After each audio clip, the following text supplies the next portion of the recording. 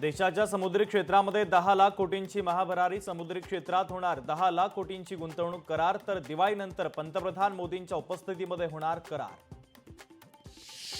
नवी मुंबईमध्ये महिला जिल्हाध्यक्ष नियुक्तीवरून भाजप महिला आघाडीमध्ये अंतर्गत वाद नाराजी असली तरी ती दूर करण्याचा मी प्रयत्न करेल, भाजप महिला जिल्हाध्यक्ष उज्ज्वला जगताप यांचा विश्वास।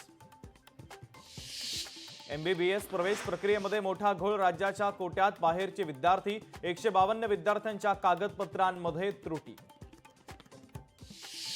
इंद्रनील नाईक गोंदियाचे नवीन पालकमंत्री, सहकार मंत्री बाबासाहेब पाटील यांनी गोंदियाचं पालकमंत्रीपद सोडलं। कालच्या बैठकीमध्ये अजित पवार यांच्याकडून घोषणा।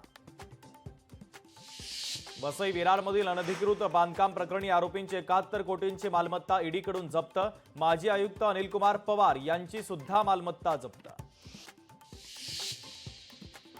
महावितरणाच्या कार्यालयामध्ये मनसैनिकांचा संताप अनावर, ठेकेदाराला मराठी येत नसल्यानं मनसैनिक संतापले। बदलापूर महावितरणाच्या कार्यालयामध्ये घडला प्रकार।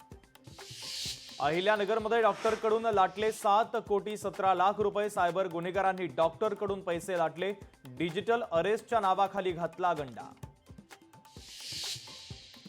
महाभारतातील कर्ण अभिनेते पंकज धीर यांचं निधन, वयाच्या 68व्या वर्षी घेतला अखेरचा श्वास।